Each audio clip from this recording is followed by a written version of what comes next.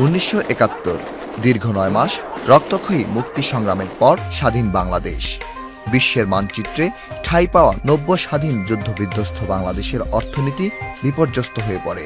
এমনই প্রেক্ষাপটে জাতির পিতা বঙ্গবন্ধু শেখ মুজিবুর রহমানের অনুপ্রেরণা আর বঙ্গবন্ধুর ব্যক্তিগত সচিব রফিকুল্লাহ চৌধুরীর সহযোগিতায় বাংলাদেশ থেকে জনশক্তি রপ্তানির কাজটি শুরু করেন সে সময়কার এক টকবকে তরুণ ডক্টর মুসা বিন শমশের। সেই থেকে উত্থান এ বঙ্গ সন্তানের। অল্পদিনই বাংলাদেশের ফরিদপুরে জন্ম নেয়া মুসা বিন শমশের পরিণত হয়ে যান বিজনেস টাইকুনে। তবে বিশ্বব্যাপী সবচেয়ে আলোড়ন তৈরি করে তার লাইফস্টাইল আর রাজকীয় জীবনযাপন।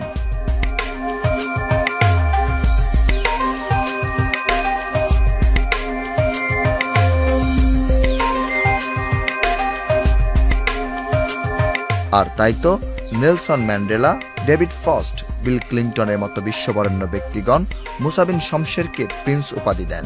প্রিন্স মুসাকে নিয়ে ঝড় ওঠে বিশ্ব গণমাধ্যমেও। লন্ডনের প্রভাবশালী পত্রিকা সানডে টেলিগ্রাফ 1998 সালের 17 মে সংখ্যায় প্রচ্ছদ করেন ধনকুবের ডক্টর মুসা বিন শমশেরকে নিয়ে। টেলিগ্রাফের বিশেষ প্রতিনিধি নাইজেল ফান্ডেল তাকে নিয়ে শিরোনামে লেখেন man with the golden guns. ব্যবসা আর ফ্যাশনের পাশাপাশি ব্যক্তিজীবনেও এক আদর্শের মূর্ত প্রতীক ডক্টর মুসা বিন শমশের। বুদ্ধিদীপ্ত ও মেধাবী 3 সন্তানের গর্বিত পিতা তিনি। প্রথম সন্তান ন্যান্সি জাহারা বিনতে মুসা টেক্সাস স্টেট ইউনিভার্সিটি থেকে MBA ডিগ্রি অর্জন করে বিয়ের পিঁড়িতে বসেন বঙ্গবন্ধু পরিবারের সদস্য শেখ সেলিমের ছেলে শেখ ফজলে ফাহিমের সঙ্গে। বড় ছেলে Oxford scholar barrister Bobby Hajjaj ঢাকার একটি বেসরকারি বিশ্ববিদ্যালয়ে অধ্যাপনা করেন। আর ছোট ছেলে জুবি আজ্জাদ বিন মুসাও ব্যারিস্টার হিসেবে গ্রাজুয়েশন সম্পন্ন করেছেন। $3 বিলিয়ন আমার জন্য খুব বড় কোনো টাকা না। রোলেক্সের 4 কোটি টাকার ঘড়ি তার বাম হাতে। কোটি কোটি ডলারের চেক সই করা কলমের দাম 80 কোটি টাকা।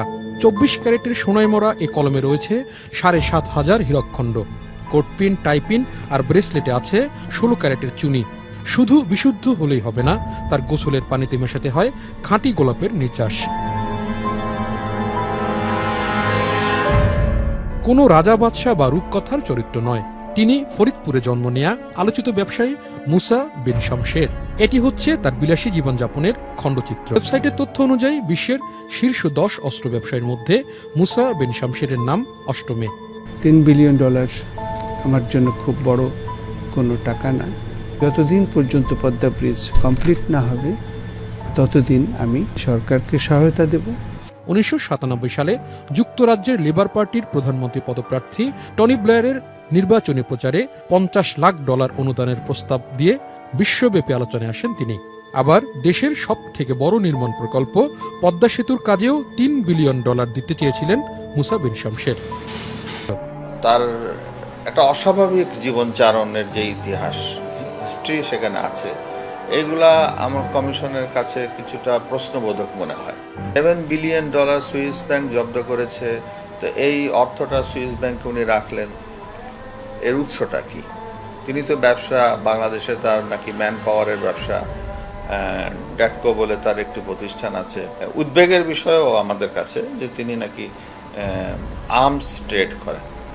তো whether this arms trade is legal or illegal. গুলশানের প্রাসাদপম এই বাড়িটিতে থাকেন ডক্টর মুসা বিন শমশের। তার বড় ছেলে এরশাদের উপদেষ্টা ববি হাজ্জাজের কাছে গত 5 নভেম্বর তার সাক্ষাৎকারের জন্য সময় চাওয়া হয়েছিল। তবে তার পরিবারের পক্ষ থেকে এখনও কিছু জানানো হয়নি। তাওহিদ সৌরভ, 18 নিউজ, ঢাকা।